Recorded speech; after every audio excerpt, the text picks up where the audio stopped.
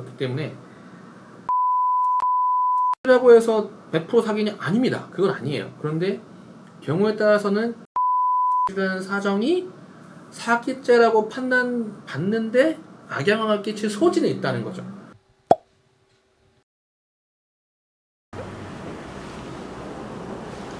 안녕하세요. 법무인 파트원의 최용준 변호사입니다. 네, 변호사님 개인회생, 개인 파산을 신청했다가 네. 형사고소를 당하는 경우도 있다고 그쵸. 하던데 맞나요? 네, 사기고소 당하는 경우가 종종 있어요. 왜냐면은 이제 사기죄라는 게 남을 속여가지고, 쉽게 말해서 남을 속여가지고 뭐 재물을 교부받거나 재산상의 이익을 얻는 걸 사기죄라고 하는데, 이제 채권자 입장에서 보면 뭐 그게 일단은 뭐 채권자가 뭐 금융기관이든 개인이든 이런 걸 구분하지 않고, 내가 돈을 빌려줬는데 덜컥 이 사람이 얼마 지나지 않아서 갚지 않고, 아, 나 부도 났으니까 회생할게요, 파산할게요, 이렇게 생각하면 채권자 입장에서는 뭐 처음부터 갚을 생각 없이 마치 갚을 것처럼 속여서 나한테 돈을 빌려간 거 아닌가? 라고 하는 의심을 할 수 있죠. 그러면 결국엔 나를 속여서 돈을 빌려갔네, 뭐 이런 취지로 사기 고소를 한 경우가 종종 있습니다. 그러면은 이렇게 사기죄 고소로 이어지는 네. 핵심적인 포인트가 있을까요? 여러 가지 이유가 있을 수 있겠죠. 사실 뭐 단순한 복수 감정일 수도 있겠고, 뭐 괘씸해서 그런 걸 수도 있겠고 하는데, 저희는 이제 주제가 아무래도 도산 쪽을 집중해서 말씀드리는 거다 보니까, 도산 쪽에서 채권자가 사기 고소를 했을 때 얻을 수 있는 실익에 대해 이라는 관점에서 말씀을 드리면, 우리 채무자회생법 625조 제2항 4호나 뭐 또 다른 조문에서는 이렇게 면책의 효력이 미치지 않는 거에 대한 규정이 있어요. 그 중에 뭐가 있냐면, 채무자가 고의로 불법행위로 인해서 손해를 끼쳤을 경우에 그에 대한 손해배상 채권 같은 경우는 면책 효력이 미치지 않는다고 되어 있어요. 그래서 이걸 사기죄하고 접목시키는 게 뭐냐면, 사기죄는 당연히 불법행위예요. 여기서 불법행위는 어떻게 광유로 민사상 불법행위까지 포함시키는 개념인데, 형사상 불법행위인 사기죄는 당연히 불법행위입니다. 그래서 사기죄로 고소를 했는데 이 사람이 이제 사기죄로 처벌을 받아요. 그러면 당연히 그 사기죄와 관련된 어떤 뭐 돈을 빌려준 채권이 됐든 금전적인 문제는 당연히 불법행위로 넘어가게 되는 거예요. 그렇게 되면 설령 이 사람이 그 채무자가 변제계획을 모두 수행해가지고 면책까지 받은 상황이라 하더라도 면책의 효력이 종국적으로 미치지 않아서 채권자 입장에서는 그 채권에 대한 상환을 다시 청구할 수 있는 권능을 확보할 수 있게 되는 거죠. 그렇죠.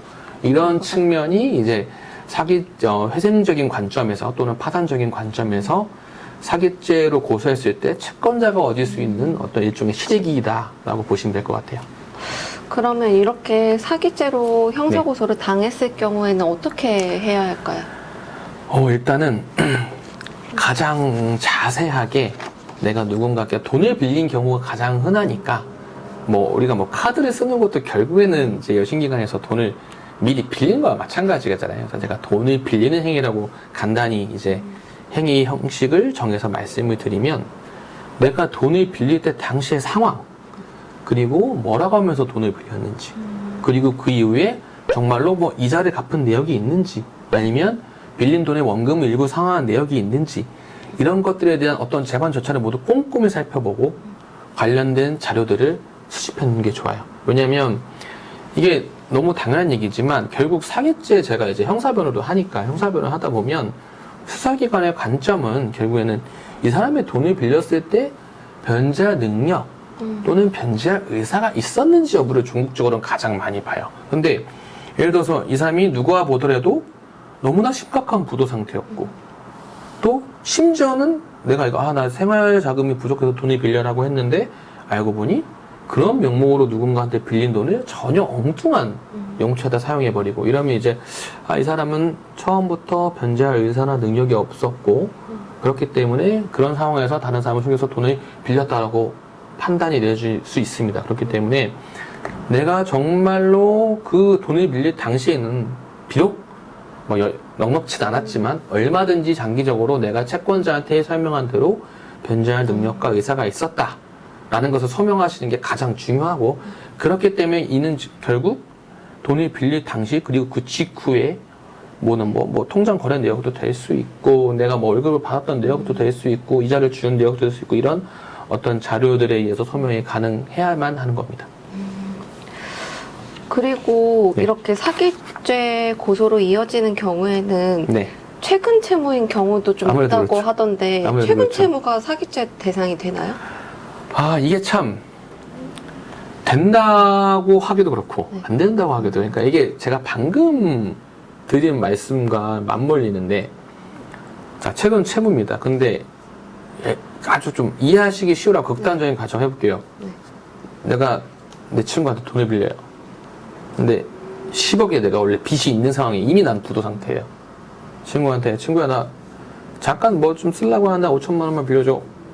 한 달 있다 갚을게. 그렇게 했는데 5천만 원 빌려줬어요. 한 달 있다 회생시켜 빵 해요. 사게 될 수 있겠죠.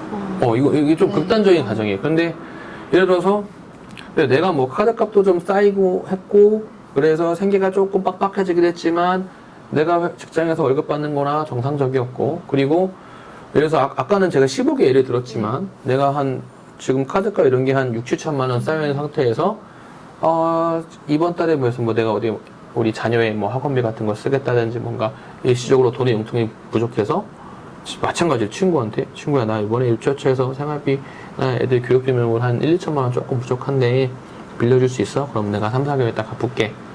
이렇게 해서 빌리면 얘기가 달라지죠. 똑같이 어떤 곤란한 상황에서 돈을 빌렸지만 어떤 앞뒤 재반 사정이 다르잖아요. 그렇기 때문에 최근 대출이라고 해서 100% 사기냐? 아닙니다. 그건 아니에요. 그런데 경우에 따라서는 최근 대출이라는 사정이 사기죄라고 판단받는데 악영향을 끼칠 소지는 있다는 거죠. 그래서 그렇게 이해하시는 게 맞는 거지. 예. 보면 되는 거죠. 최근 대출이니까 사기야. 그러면 저희 사무실에서 최근 대출 있으셔가지고 회생이나 파산 절차 의뢰하시는 분들은 다 사기죄로 입금되는, 그건 아니란 말이죠. 하지만 악영향을 끼칠 소지는 있는 것을 부인할 수는 없다. 이렇게 이해하시는 게 좋을 것 같아요.